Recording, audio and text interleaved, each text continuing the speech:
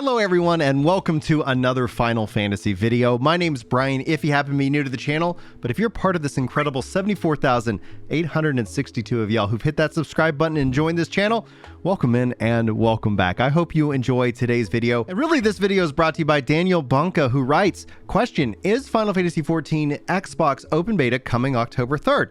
Because I saw somewhere about it during the 6.5 or 6.5X, and I get confused that they are not really the same. 6.5, 6.5X, is that different? I wish I can play Final Fantasy XIV already. And so this is an excellent question, and I thought I'd sit down today, give you everything you need to know as a future Final Fantasy player, as an Xbox player. And I think it's important just to answer Daniel's question in case that you're jumping in and that's the only thing that you need to know about the game is when is it releasing? And this is in two parts. When we talk about, just to bring up his comment one more time, the 6.5 or the 6.5X, Final Fantasy's patch cycle has that, main, which is the 6, which is the current expansion.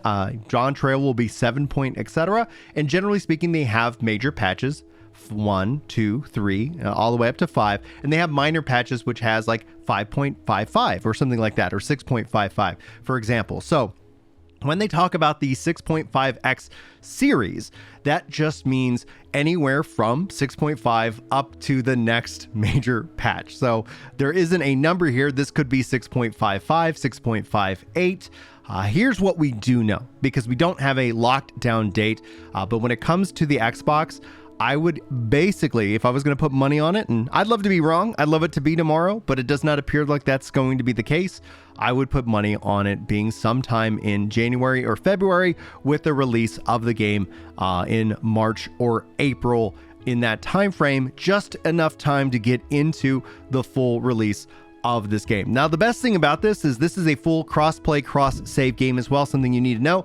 That means that your activity, your work, whatever you've done, if you've played this game before, your progress and characters still exist, and they'll be just the same characters on Xbox as they are on PC, as they are on PlayStation, as they are on insert, hopefully GeForce Now at some point in the future. Please, Square Enix, I know they're supporting it. I'll keep you guys up to date on more ways and more platforms that you can play this game in the future. But just note, this is a full cross-play, cross-save game. It does have full controller support. If you guys are looking for controller support help, you're in the right spot. This channel, I've got playlists that are all focusing on job controller guides, as well as the overall controller setup to make this game as easy for you to get into and play. But here's the best news, right? If you've already started this game, I would recommend picking up with your account, picking up this version, and continuing on your journey and your adventure. I wouldn't start over. I know some people always ask, should I restart or should I not? But the good news is that if you've never paid for this game, if you've never played this game, you've always been curious, this game has an incredible free trial. The free trial for this game goes all the way up through its second, or yeah, I guess technically its third expansion, Stormblood. I call it the third. People will push back on that just because Realm Reborn, the base game, was the relaunch of 1.0. and completely fundamentally shifted how this game plays. Let's talk about the expansions just briefly, because I want to come back to this free trial. So we'll switch out the art assets here for you just to make it look pretty. And you have basically a Realm Reborn, and then you follow that up with Heavensward. Then you follow that up with Stormblood. That's what the free trial covers. And then if you decide to purchase the game, you can then also purchase the expansions. Now, the beautiful thing about buying the expansions in this game is you just have to buy the current expansion. It includes all the previous. So if you end up purchasing the game and purchasing Endwalker, you get every expansion that they've ever released up to this point. So you're not going to have to a la carte this like Destiny, buying each individual expansion in order to enjoy it. No. You can just buy the current, and they even have a complete edition. But I would advise, for those of you who are really just wanting to know if this game's for you, don't purchase the game. Start with the free trial. There are some downsides. You won't have access to retainers. You won't be able to join in certain things, like social groups. I believe free companies are limited, but maybe that's changed since the last time I looked. Just note that you will have some restrictions on you as a new player as a free trial. However, you have no subscription that you have to pay for. There is a subscription to play this game. And if you are in the free trial, which is going to let you play these expansions, you don't have to pay that subscription. As soon as you buy the game, though, you're locked into the subscription. So if you ever want to log in, you ever want to continue, you have to sign up and pay that monthly subscription price, which is worth it as you know, as far as it goes, I think subscription models are the most fair for these type of games, but we know that they are the least popular when it comes to a lot of players. So if you want to get the maximum bang for your buck, finish all the way through Heavensward and Stormblood before you then purchase the game, and then you can end up enjoying Shadowbringers and Endwalker, and those are some great expansions. So just note that that's something very important, and I just wanted to make sure I put that out to you first and foremost. So you might be asking yourself, though, what kind of game is this? Is this something that's really up my alley?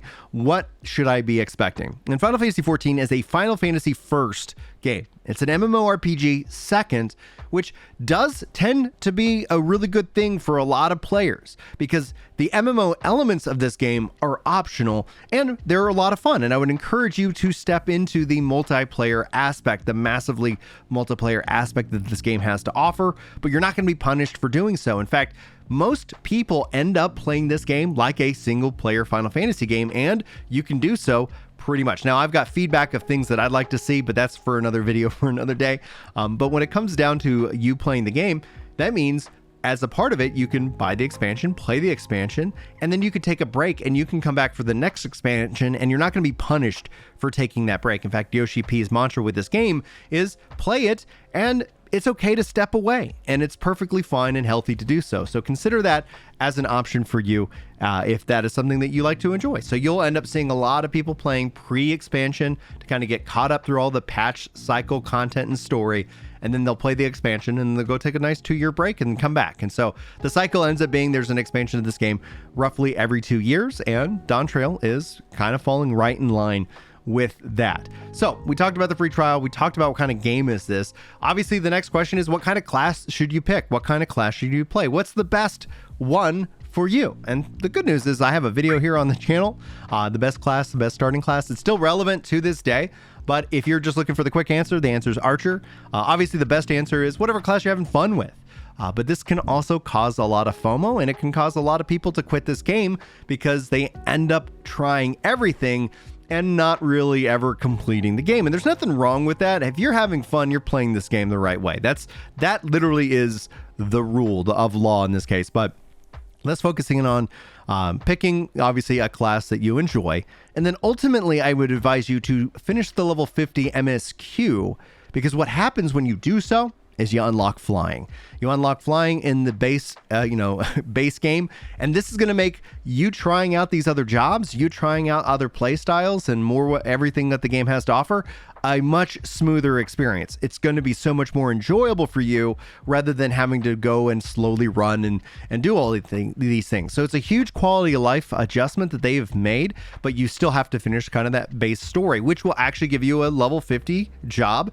And with the, whether you're on the free trial or not, will open up some of the new jobs like Red Mage and Samurai, which then you can start at level 50. So all the new jobs, when they're introduced, all start at that level. So you don't actually have to go back to level 1 and level up the new job. So you would end up having a couple of jobs open up for you, which could give you a lot more play style at the more content opening. That gives you the starting raids, the starting PvPs, and so much more. Like, there's so much to offer that the game has a lot of content that as a new player, you're probably going to be inundated for a very, very long time. So new players tend to struggle around level 30 at this game. And even though the leveling has been sped up, it ends up becoming that thing where they just start changing their job. And so for most players that I see have ever quit this game, it's always because they only play the first 30 to 40 levels and never really get to level 50, and then they just get burned out because they've seen the same stuff over and over again, and they haven't yet to start to experience the new zones, the new story, the new raids,